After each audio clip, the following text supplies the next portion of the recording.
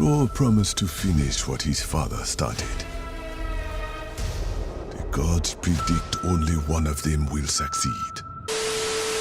I'm really keeping my fingers crossed you won't let me down with this one, Square Enix. However, I do have my concerns. Anyways, welcome back, true believers and all you merry Marvelites, to another very interesting video talking about everyone's favorite superhero game with little to no flaws with it whatsoever, of course being Marvel's Avengers. And obviously I do say that sarcastically because I do personally, if you have seen any of my other videos or live streams talking about the game, I do have a lot of concerns with its overall gameplay structure as a live service model, and granted, while it is very nice and generous of Crystal Dynamics and Square Enix to provide any and all future updates for the game for absolutely free, mainly with Clint Barton, Kate Bishop, and the upcoming Black Panther expansion, I personally don't think it does enough to truly invest me as the player to continuously spend hours and hours of playtime to invest within the game, because, spoiler alert, that's exactly what a live service game needs to do. Whereas if people just go into the game, play the latest update with the next hero that is included within the roster,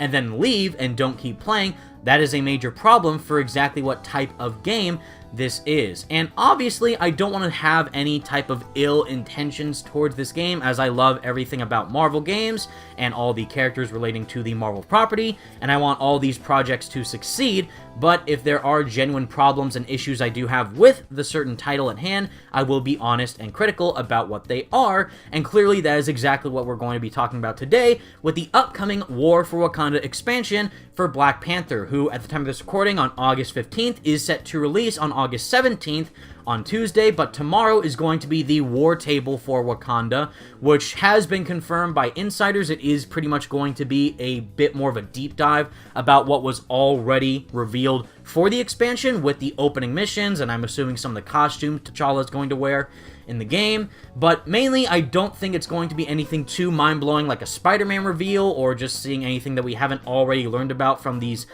recent previews for the expansion. Still, I do want to kind of highlight my current thoughts going into the War for Wakanda expansion, how I feel about Marvel's Avengers as a game, what we know about it, what's good about it, and what I'm personally very concerned about it. So just to start off with the good, I'll say, to give you a positive note, is that, again, it's free. If you have played the other hero drops with the characters of Clint Barton and Kate Bishop, those, again, were completely free hero operations, but this is primarily being marketed as a complete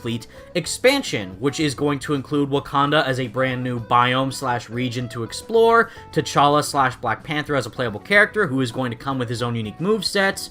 costumes, hopefully some other missions tailored to the Wakandan people, and also some bosses that we know of Claw, Ulysses Claw, and also Crossbones being kind of the main core antagonists of this expansion, which is at least expanding the Marvel villains roster that we already have from Taskmaster, Abomination, MODOK, and the Super Adaptoid. But at the very least, you won't have to keep continuously fighting clones upon clones of the other villains we've already faced within the game, and hopefully this will bring a little bit more spice of life to the overall villains and just character roster in general to further expand this Marvel and Crystal Dynamics universe. I'm also personally hearing a lot of good things about Christopher Judge's performance as T'Challa, which from what I'm hearing is said to be completely different from what we have seen from the films, which is very exciting for me personally because I love it when the creators over at Crystal Dynamics, Marvel, and just whoever's making these Marvel games have the freedom to try and liberate themselves from what we have seen in the movies and comics and just give it its own personal twist that we've never seen before. And given that Christopher Judge is an amazing voice actor who of course played Kratos in the 2018 God of War game, I'm very curious to see exactly how his performance is going to be handled within this overall expansion. But sadly, those are all the good aspects of the expansion that we do currently know about that I personally view as a fan of Marvel and just as a gamer in general going into it by the time it releases on August 17th. However, this is where we really dive into the nitty-gritty elements of the expansion, considering that I do believe there are a lot of misconceptions about what some people view of it, and just what you have to set for realistic expectations regarding exactly what this is going to entail. Because for starters, it has been confirmed by several sources who were able to see an early preview of the expansion is that even though Marvel and Crystal Dynamics have repeatedly stated that this is going to be the biggest content drop that we have seen thus far for Marvel's Avengers, the overall length of the core campaign of War for Wakanda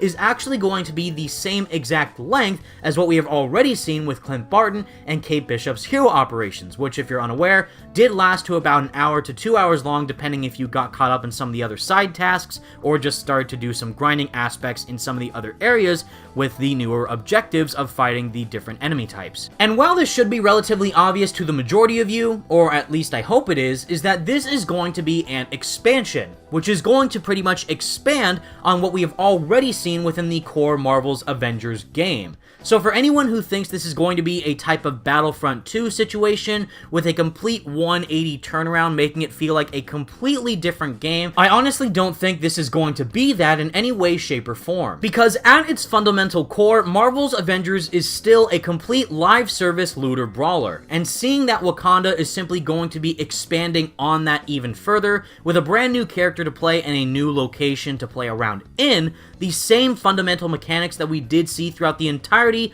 of Marvel's Avengers launch with the repetitive looting and grinding elements are still going to be there in full, and is not going to be a type of hidden Black Panther game that just so happens to be featured in an Avengers game. You also have to keep in mind that by the time Black Panther actually releases within this game, it will be close to about an entire year for him to actually be included within this game's roster, and ever since then, we've only received Clint Barton and Kate Bishop, making the total hero count of overall characters to be included within Marvel's Avengers up to 9, and then Spider-Man will also be 10 once he is included by the end of this year. And seeing that this is once again a complete live service structured game, that is not good for the overall consistent life cycle that this game could potentially have in the future. Because if we have to keep waiting for even more heroes to drop with this big of a time gap in between characters, that is going to be an even bigger problem that they will have to deal with over at Crystal Dynamics and Square Enix. Especially if this expansion doesn't meet the majority of players' expectations, that is going to be one of, if not the final nails in the coffin for Marvel's Avengers as a live service game. Because in all honesty, and this isn't a joke by the way, is that as of last night at the time of this recording, I just kind of dove back in slightly within Marvel's Avengers just to get my feet wet before Black Panther releases, and I did play a complete Mega Hive as Black Widow, considering that Black Panther is going to be one of the much more grounded, realistic fighters, similar to either Black Widow or Captain America, so I did use Black Widow just to kind of test out exactly how the game might have improved with its overall mission structure, and just to kind of fight the enemies in general and how the combat feels. And even though the combat is entertaining at times, I gotta tell you, it's just not a game for me. Just being able to continuously grind and defeat enemies consistently, non-stop, with the same objective, over and over again, with the same enemy types, over and over again, and I'm sure it is going to be entertaining while playing with a friend, but just as a solo experience coming from me personally, I just did not have a fun time at all playing as Black Widow, just kind of reliving the experience of what Avengers is, and knowing that that is exactly what they want you to do again with Black Panther by grinding and looting for gear and fighting enemies continuously, non-stop, repeatedly, until the game becomes obsolete. It's just not a fun gameplay loop that I can personally get invested in. So in the end, everyone, do I want Marvel's Avengers to succeed and have the War for Wakanda Black Panther expansion to be a complete turnaround for the game as it currently stands? Absolutely. I love Marvel, I love Black Panther, and I would love nothing more than have all the hard work that I do believe Crystal Dynamics is still pouring into the game to pay off. I just personally think that the game as it currently stands is not an engaging experience that I can personally hook myself into, and I don't think that this expansion is going to do anything too massive to completely change what the base experience already is, and instead is just going to add on to it with more characters, of course, within Wakanda, and a new playable character with Black Panther, also some new villains, new enemy types, but the still same fundamental structure of looting, grinding, brawling, and shooting is still there. It's not changed, and it won't change because that's exactly how the game was designed for its initial conception. And obviously, we are still expecting Spider-Man to come in the game by the end of this year. That's already been confirmed. but I don't personally know whether or not Black Panther or Spider-Man is going to do enough to truly bring players back and completely have their thoughts be changed as to what exactly this game can offer, and hopefully provide an entertaining experience that Marvel fans will love, but most importantly, will be an experience that will keep players invested in the game at a continuous basis, because again, that's exactly what a live service game needs to do. But anyways, guys, those are my overall thoughts of Marvel's Avengers Black Panther War for Wakanda expansion before we end up receiving the War for Wakanda War table and also the actual expansion releases on August 17th. Again, I will be live streaming it once it is released. Am I currently excited? I would say no, but still I'm interested to see exactly how it's going to play out, and I'm still keeping my fingers crossed for the best possible outcome,